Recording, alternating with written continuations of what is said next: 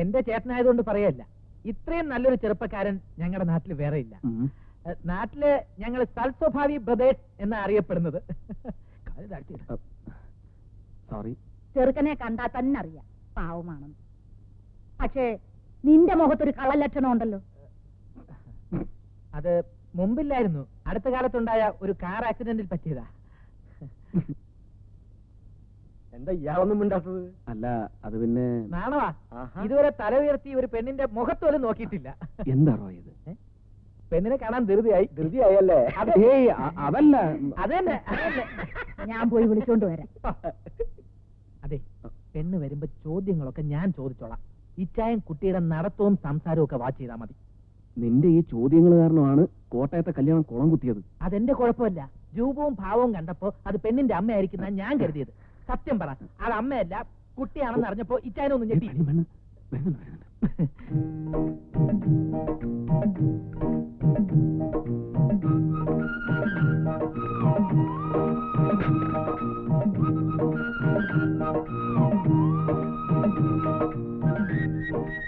ചായ കുടിക്കും.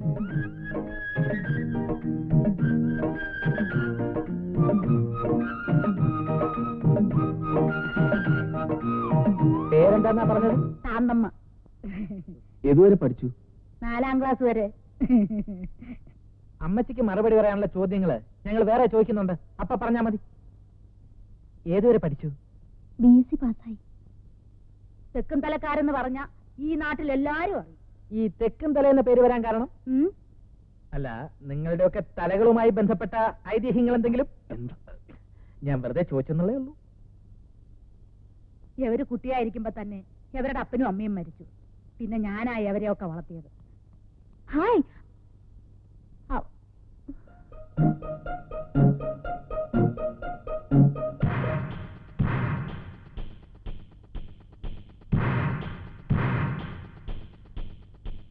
ഇത് ഷേർലി, ബീനയുടെ അനീറ്റിയാ. എറണാകുളത്ത് പഠിക്കുക. ബീനനെ കാണാവുന്നവരാ. നോക്കൂ, നമ്മൾ ഇതിനു മുമ്പ് എവിടെയോ വെച്ച് കണ്ടിട്ടുണ്ടല്ലോ. ഇല്ല, ഞാനങ്ങനെ ഷോപ്പിങ്ങിനൊന്നും പോവാറില്ല. അപ്പൊ മനസ്സിലായി. എന്ത്? അല്ല, ഞാൻ ഉദ്ദേശിക്കുന്ന ആളെല്ലാം. അത് ശരി. എന്താണോ ഇതൊക്കെ? അതൊക്കെ പിന്നെ പറയാം. ഇച്ചാര് കുട്ടി ഇഷ്ടമായോ? എന്താ നീ വൈകിയത്? ബസ് കിട്ടാൻ വൈകി. അതിരിക്കട്ടെ, നിനക്ക് ചെറുക്കനെ ഇഷ്ടപ്പെട്ടോ? പക്ഷേ ഇത് നടക്കുമെന്ന് എനിക്ക് തോന്നുന്നില്ല. അല്ല, അപ്പൊ ഇയാൾക്കൊരു കല്യാണമൊക്കെ ആലോചിച്ചൂടെ? നോക്കണം. അയ്യോ, എനിക്ക് കല്യാണമൊന്നും വേണ്ട. ഇച്ചായന്റെ കഴിഞ്ഞിട്ട് മതി. ഇങ്ങനെയുള്ള കളികളെ ഫ്രണ്ട്സായിട്ട് നീ കൊണ്ടുനടക്കുന്ന എന്തിനാ? അയ്യോ, അവക്ക് ഈ മോഷൻ ഒരു ഹോബിയാണെന്ന് പിന്നീടല്ലേ മനസ്സിലാക്കുന്നത്. അപ്പോ എല്ലാ കാര്യങ്ങളും നമ്മൾ പറഞ്ഞ പോലെ. എന്നാ ഞങ്ങൾ അപ്പച്ചനോട് സംസാരിച്ചിട്ട് വിവരങ്ങൾ ബ്രോക്കറോട് പറഞ്ഞേക്കാം. വരട്ടെ അമ്മച്ചി. ശരി മക്കളെ.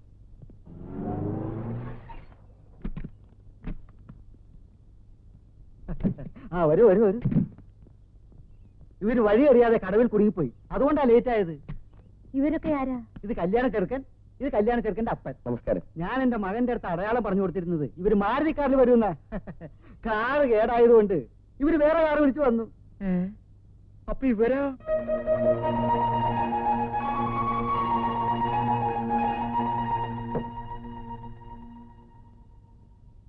നിന്നോട് പെണ്ണ് കാണാൻ പറഞ്ഞ വീട്ടിൽ പോവാതെ വേറെ വീട്ടിൽ പോവാൻ ആരാ പറഞ്ഞേ? അതൊരബദ്ധം പറ്റിയതാ. പക്ഷെ നല്ല ഐശ്വര്യമുള്ള കുട്ടിയാ, നല്ല കുടുംബക്കാരും. അല്ലടാ? അതെ. അതിരിക്കട്ടെ, നിനക്ക് ആ പെണ്ണിനെ ഇഷ്ടപ്പെട്ടോടാ മോനെ? അല്ല, അത് പിന്നെ അമ്മച്ചി വളരെ ഇഷ്ടപ്പെട്ടത് കൊണ്ടാണല്ലോ ഇവിടെ കിടന്ന് ഇങ്ങനെ തൊടല് പൊട്ടിക്കുന്നത്. തൊടല് പൊട്ടിക്കാൻ ഞാൻ എന്താ പട്ടിയ? പട്ടിയും പൂച്ചയൊക്കെ അവിടെ നിൽക്കട്ടെ. സത്യം പറയടാ, എത്ര കാലമായി നീ ആ പെണ്ണുമായിട്ട് ബന്ധം തുടങ്ങിയിട്ട്?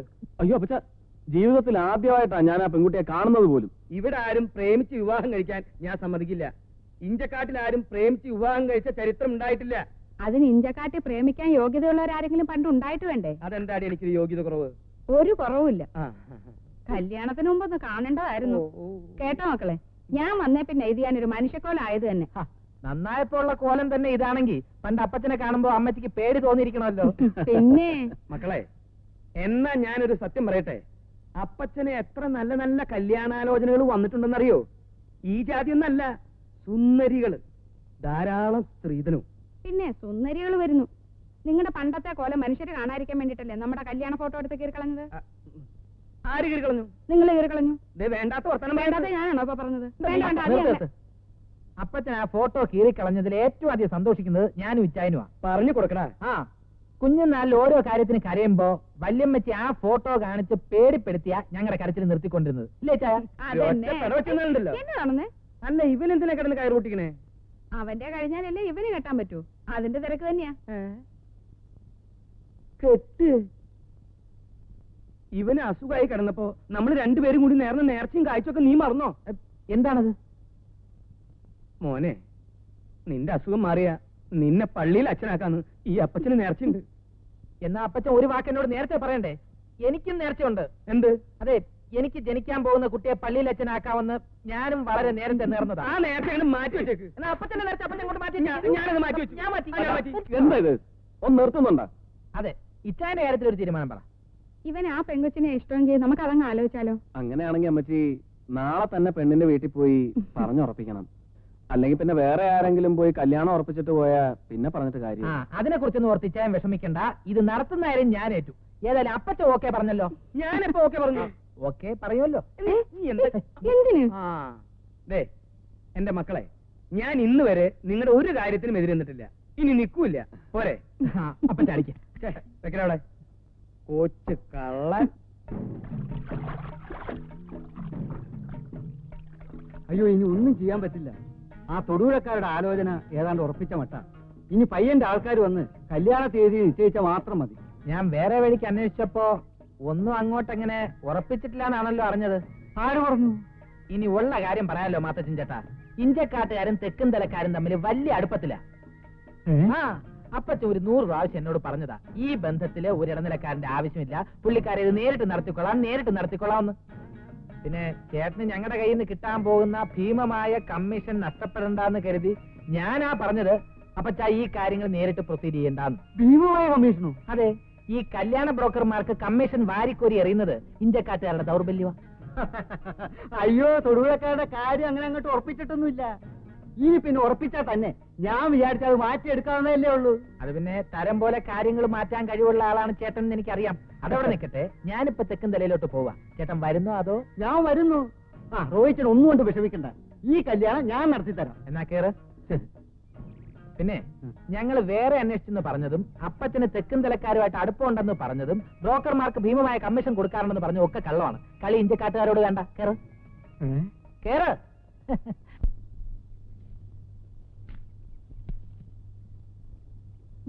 അവിടെ അവിടെ എവിടെ? അവിടെ കൊമ്പിന്റെ സൈഡിലേ. കൊമ്പിന്റെ സൈഡിലല്ലേ ഇപ്പൊ? അങ്ങോട്ട് നോക്ക്. ഒരു കുത്തുവച്ചിരും കേട്ടോ. അതെ, അത് തന്നെ.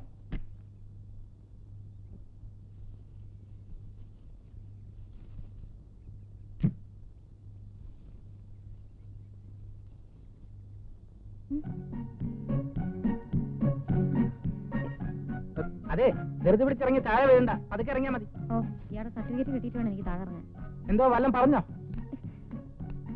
അവിടെ കേൾക്കാനായിട്ടൊന്നും പറഞ്ഞില്ല. തന്നെത്താൻ സംസാരിക്കുന്നത് വട്ടിന്റെ ലക്ഷണമാണ് എന്ന് പലരും പറയാറുണ്ടെങ്കിലും ഞാനതിൽ വിശ്വസിക്കുന്നില്ല. ഈ മറ്റുള്ളവർ പറയുന്നൊന്നും കാര്യമാക്കണ്ട. തന്നെത്താനെ സംസാരിക്കുന്ന ഇഷ്ടമാണെങ്കിൽ അത് തുറന്നോളൂ. പിന്നെ മറ്റേ ടെക്സ്റ്റൈൽ സംഭവം ഞാൻ ആരോടും പറഞ്ഞിട്ടില്ല കേട്ടോ. എന്തായി ടെക്സ്റ്റൈൽ സംഭവം? ഒന്നുമില്ല മാത്തച്ഛൻ ചേട്ടാ, ഷെർലിയുടെ ഏറ്റവും അടുത്ത കൂട്ടുകാരിക്ക് ഞങ്ങളുടെ ടെക്സ്റ്റൈൽസിൽ സെയിൽസ് ഗേൾ ആയിട്ട് ഒരു ജോലി കൊടുക്കണമെന്ന് ഇല്ലേ? നല്ല സ്വഭാവമുള്ള കുട്ടിയാ. ഈ ടെക്സ്റ്റൈൽസിലൊക്കെ നിർത്താൻ പറ്റിയ കുട്ടി. ആരാ മോളെ? പറഞ്ഞ കാര്യമൊക്കെ അതൊക്കെ ഞാൻ ഏറ്റെന്ന്. എന്താ മാത്തച്ഛ?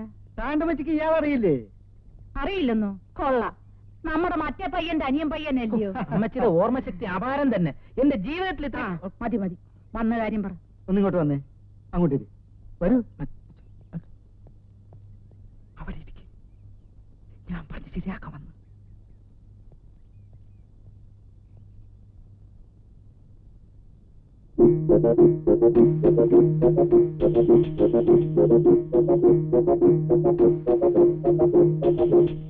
ഇയാളെന്തിനാ പിന്നെയും വന്നിരിക്കുന്നേ? ആവോ, എനിക്കറിഞ്ഞൂടാ. ശരി, നിനക്ക് ഈ പാർട്ടിയാണോ ഇഷ്ടം അതോ തൊടുപുഴയിൽ നിന്ന് പാർട്ടിയാണോ ഇഷ്ടം? എനിക്ക് അങ്ങനെയൊന്നുമില്ല. എങ്ങനെയൊന്നുമില്ല എന്ന്. ദേ ദേ ദേ, പെണ്ണിന്റെ മുഖം കണ്ടാൽ അറിയാം. ബെല്ലും ബ്രേക്കും ഇല്ലാത്ത ഒരു അനിയുള്ളതൊഴിച്ചാ വേറെ കുഴപ്പമൊന്നുമില്ല അല്ലേ? ഇതെനിങ്ങ് നടന്നാ മതിയായിരുന്നു. അതിന് അവർക്കൂടി ഇഷ്ടമുണ്ടേ. പയ്യന് ബീനെ ഇഷ്ടപ്പെട്ട സ്ഥിതിക്ക് കല്യാണം നടത്തുന്ന കാര്യത്തിൽ ഞങ്ങൾക്കൊരു വിരോധവും ഇല്ല. പക്ഷേ കൂടുതലൊക്കെ ചോദിക്കുകയാണെങ്കിൽ അയ്യോ, സ്ത്രീധനത്തിന്റെ കാര്യത്തിൽ ഇവർക്ക് യാതൊരു ഡിമാൻഡും ഇല്ല എടുത്തി. ഞങ്ങൾക്ക് സ്ത്രീധനമേ വേണ്ട. ആ അതിന്റെ ഇഞ്ചക്കാടൻ ഫാമിലിയുമായിട്ട് നിങ്ങൾക്ക് ഇങ്ങനെ ഒരു ബന്ധം ഉണ്ടാവുകയാണെങ്കിൽ അത് എന്തുകൊണ്ടും ഒരു വലിയ ഭാഗ്യമായിട്ട് ഞാൻ വിചാരിക്കത്തുള്ളൂ. ഇഞ്ചക്കാരനോ? അതെ, ഇഞ്ചക്കാട്ടില്ലേ? മത്തായിയുടെ മക്കളാ ഞങ്ങള്. അതെയോ? ചേർത്തി അറിയോ? പിന്നെ അറിയില്ലേ, എന്റെ മോൻ തോമാച്ചനും നിങ്ങളുടെ അപ്പം മത്തായി വലിയ കൂട്ടുകാരായിരുന്നു. രണ്ടുപേരും ഒരു സ്ഥലത്താ ജോലി ചെയ്തിരുന്നത്. ദൈവം വലിയവൻ തന്നെയാടി, അല്ലെങ്കിൽ ഇവൻ എവിടെയൊക്കെ പെണ്ണ് കാണാൻ പോയതാ.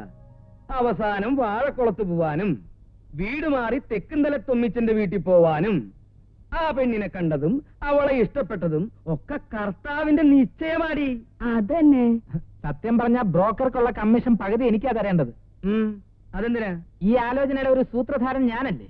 എന്നാ എന്റെ പൊന്നുമോൻ ഒരു കാര്യം ചെയ്യും, ഈ ടെക്സ്റ്റൈൽ പരിപാടിയൊക്കെ ഒന്ന് നിർത്തി കല്യാണ ബ്രോക്കർ ആയിട്ടാണ് കൂടിക്കോ. അത് വേണ്ട, രൂപത്തിലും ഭാവത്തിലും ഒരു ബ്രോക്കറുടെ കട്ടുള്ളത് അപ്പച്ചനാ. അപ്പച്ചൻ തുടങ്ങിയോ? ധിക്കാരം പറയുന്നു. നിന്നെ ഞാൻ എന്തോ എന്തോ തുടങ്ങി. അപ്പച്ചാ, ഈ ബ്രോക്കർ പിടിക്കാൻ. അപ്പച്ചാ, ഒന്ന് നിർത്ത്. എന്തോന്നാ ഇത്?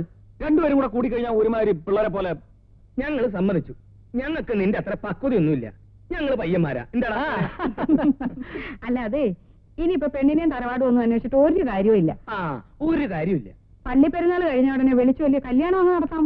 അതെ, അല്ലാതെ ഈ തിരക്കിനിടയിൽ എന്റെ കല്യാണ കാര്യം കൂടി ആലോചിച്ചോണ്ടിരിക്കാൻ സമയമില്ല. ഇല്ലേ അമ്മച്ചി? അതന്നെ ഏതെന്നെ? അത് തന്നെ. എന്റെ ദൈവം, ഈ അത് തന്നെയുള്ള ഏറ്റവും വലിയ കുഴപ്പം.